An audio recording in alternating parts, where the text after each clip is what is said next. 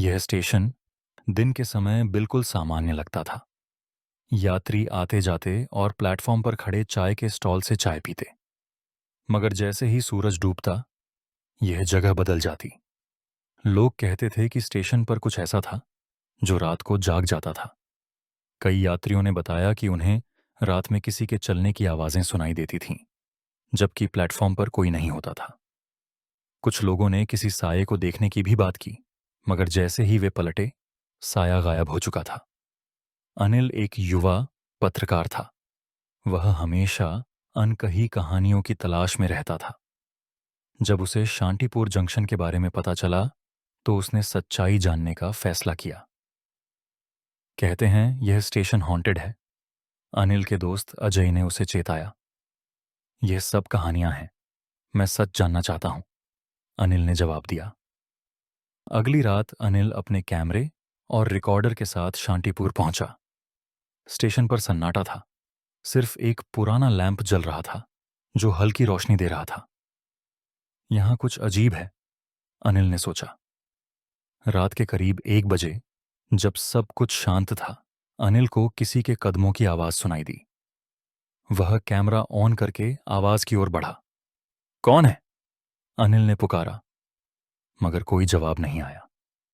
Platform number 3 पर एक पुरानी बेंच थी। अचानक वह बेंच हिलने लगी, जैसे किसी ने उसे धक्का दिया हो। अनिल डर गया, मगर अपनी जगह खड़ा रहा। फिर हवा में एक सरसराहट गूंजने लगी। किसी औरत की धीमी आवाज आई, जैसे वह कुछ कह रही हो। बचाओ, मुझे बचाओ। अनिल ने इधर उधर देखा, मगर कोई नहीं था। शायद मेरा भ्रम होगा, अनिल ने खुद को समझाया। अगले दिन अनिल ने स्टेशन मास्टर से मुलाकात की। मास्टर रविशंकर वहां सालों से काम कर रहे थे। यहां कुछ अजीब है मास्टर जी, मैंने रात को किसी की आवाजें सुनी, अनिल ने कहा। मास्टर रावी ने एक गहरी सांस ली और बोले, यह स्टेशन एक दुखद घटना का गवाह है। 20 साल पहले यहां एक हादसा हुआ था। एक लड़की, जिसका नाम संजाना था, उसने अपनी जान दे दी। मगर क्यों? अनिल ने पूछा। कहते हैं वह किसी से प्यार करती थी, मगर उसे धोखा मिला। दुखी होकर उसने खुद को ट्रेन के आगे फेंक दिया। अनिल का दिल तेजी से धड़कने लगा। क्या वो आवाजें संजाना की थीं? मास्टर रावी ने कोई जवाब नहीं दिया। उनकी आंखों में डर साफ नजर आ रहा था। अनिल ने फैसला किया कि वह रात को फिर स्टेशन जाएगा और सच जानेगा। रात के 2 बजे स्टेशन पर पूरी खामोशी थी। तभी वही आवाजें फिर गूंजने लगीं। बचाओ, मुझे बचाओ। अनिल को लगा जैसे कोई उसके पीछे खड़ा है। उसने धीरे से पीछे देखा, मगर वहां कुछ नहीं था। फिर प्लेटफॉर्म के आखिरी छोर पर उसे एक परछाई दिखी। सफेद साड़ी में लिपटी एक औरत, खून में सने हाथ। संजाना। अनिल की सांसें तेज हो गईं। तुम क्या चाहती हो? अनिल ने हिम्मत करके पूछा। औरत की आंखों में बेबसी झलक रही थी। न्याय, मुझे न्याय चाहिए। अनिल को रात भर नींद नहीं आई। अगली सुबह उसने संजना के बारे में और जानने की ठानी। शांतिपुर जंक्शन के पास एक छोटा सा गांव था, जिसे लोग पुराना शांतिपुर कहते थे। गांव के बुजुर्ग संजना की कहानी जानते थे, मगर कोई उस पर बात नहीं करना चाहता था। अनिल ने गांव के सबसे बुजुर्ग व्यक्ति दादा जीवन लाल से बात की। बेटा, कुछ कहानियां भुला देना ही बेहतर होता है, मगर जब तुमने पूछा है तो मैं सच नहीं छुपाऊंगा। दादा जीवन लाल की आंखों में गहरा दुख था। उन्होंने संजाना की कहानी सुनाई, जैसे ये कल ही की बात हो। संजाना गांव के एक गरीब परिवार में पैदा हुई थी। उसकी मासूम मुस्कान और बड़ी बड़ी आंखें सबका दिल जीत लेती थीं। मगर उसकी किस्मत में कुछ और ही लिखा था। वह शांतिपुर के एक रईसजादे राजीव से प्यार करने लगी। राजीव ने उसके प्यार का मजाक उड़ाया और उससे शादी का झूठा वादा किया। लेकिन जैसे ही संजाना ने अपनी मोहब्बत को दुनिया के सामने लाने की बात की, राजीव ने उसे बदनाम करने की धमकी दे डाली। कहते हैं कि संजाना ने अपनी आखिरी रात शांतिपुर जंक्शन पर गुजारी। उसकी आंखों में आंसू थे और दिल में सिर्फ एक सवाल, क्या मेरी मोहब्बत का अंजाम यही था? रात के सन्नाटे में वह अकेली प्लेटफॉर्म नंबर 3 पर खड़ी थी। जैसे ही एक तेज रफ्तार मालगाड़ी गुजरी, संजाना ने खुद को उसके सामने झोंक दिया। लेकिन कहानी यहीं खत्म नहीं हुई। दादा जीवनलाल की आवाज में कंपन थी। उस रात के बाद कई लोगों ने संजाना की आत्मा को प्लेटफॉर्म पर भटकते देखा। वह इंसाफ मांगती रही, मगर किसी ने उसकी पुकार नहीं सुनी। अनिल के मन में हजारों सवाल उठ रहे थे। क्या वाकई संजाना की आत्मा अब भी भटक रही है, या यह सब सिर्फ गांव वालों का भ्रम था? राजीव कहाँ है? क्या उसे कभी सजा मिली? अनिल ने तय कर लिया कि वह इन सवालों के जवाब जरूर ढूंढेगा।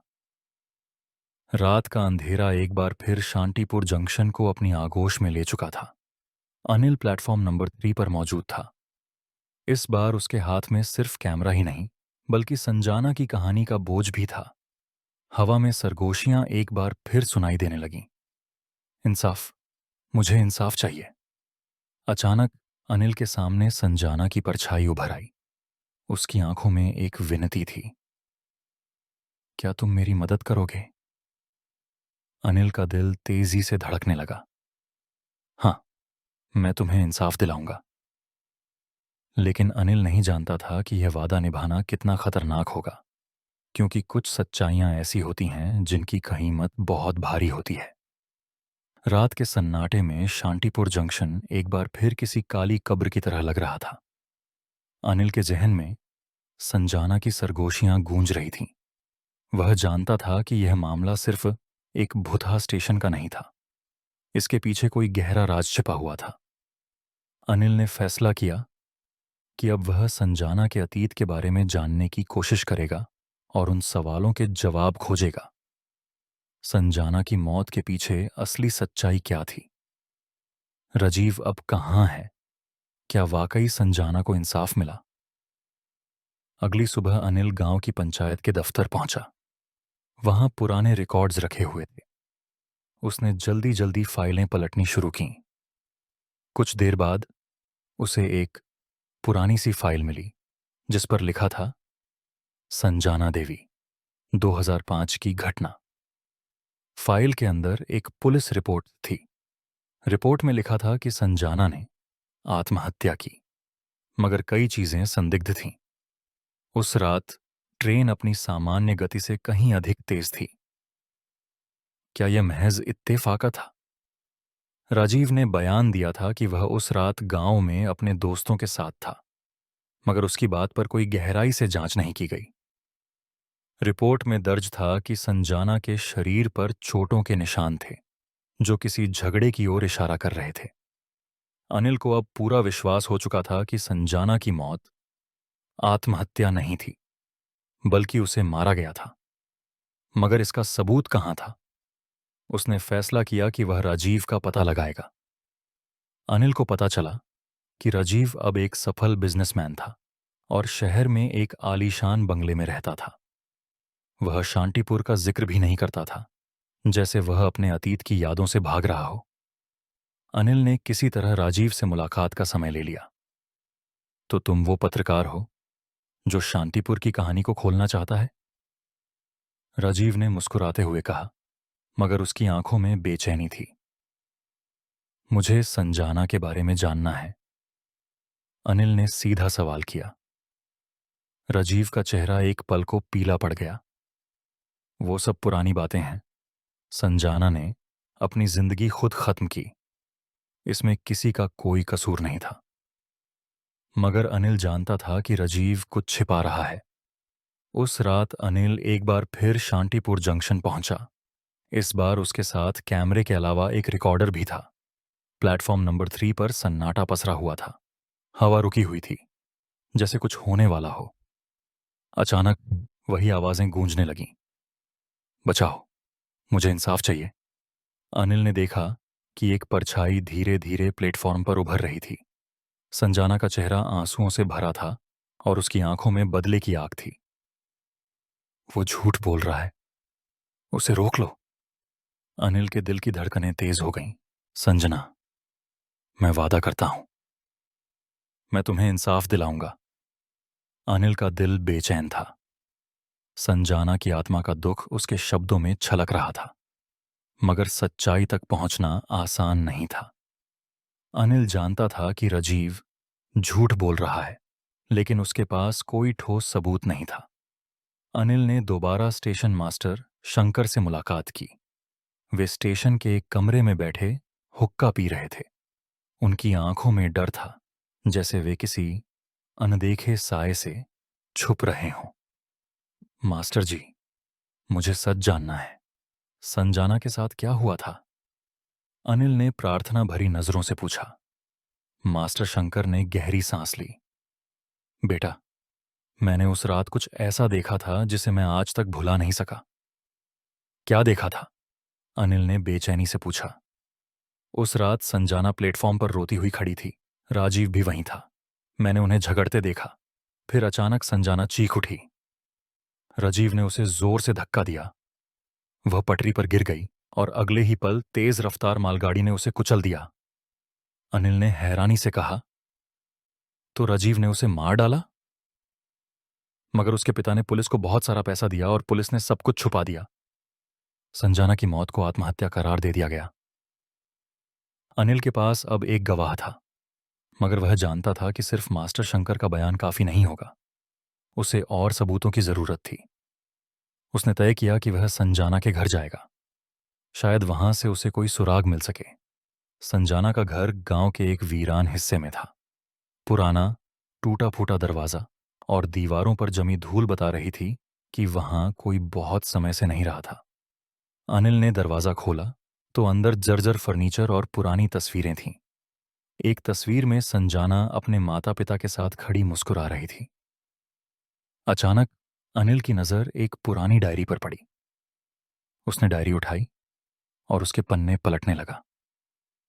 आज फिर राजीव ने कहा कि वह मुझसे प्यार करता है, मगर उसकी आंखों में वह चमक नहीं जो सच्चाई की होती है। मैं डरती हूं। पन्नों पर संजाना के डर और दुख की कहानियां दर्ज थीं। आखिर में उसने लिखा था, अगर मैं मर जाऊं तो समझ लेना कि मेरी मौत हादसा नहीं थी। मुझे इंसाफ चाहिए। अनिल ने तुरंत पुलिस को संजाना की डायरी और मास्टर शंकर का बयान दिया। केस फिर से खोला गया। सभी सबूत और गवाह इकट्ठे करने के बाद राजीव को गिरफ्तार कर लिया गया और अदालत में संजाना की हत्या का मुकदमा चला। गवाहों और सबूतों को देखने के बाद राजीव को उम्र कैद की सजा सुनाई गई। अनिल एक बार फिर शांतिपुर जंक्शन पर खड़ा था। प्लेटफॉर्म नंबर 3 पर वही खामोशी थी, मगर अनिल को लगा जैसे कोई सुकून से मुस्कुरा रहा हो। तुम्हें इंसाफ मिल गया संजाना। हवा में संजाना की मध्यम सरसराहट गूंजी। शुक्रिया। शांतिपुर जंक्शन पर अब कोई साया नहीं था। सच्चाई ने अंधेरे को हरा दिया था। मगर अनिल के दिल में हमेशा ये सवाल रहेगा, कितने और शांतिपुर होंगे जहां सच्चाई दफन होगी? दोस्तों, आपको ये कहानी कैसी लगी?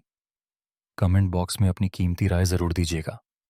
और अगर आपके पास भी ऐसी कोई सच्ची कहानी है तो हमें जरूर भेजें।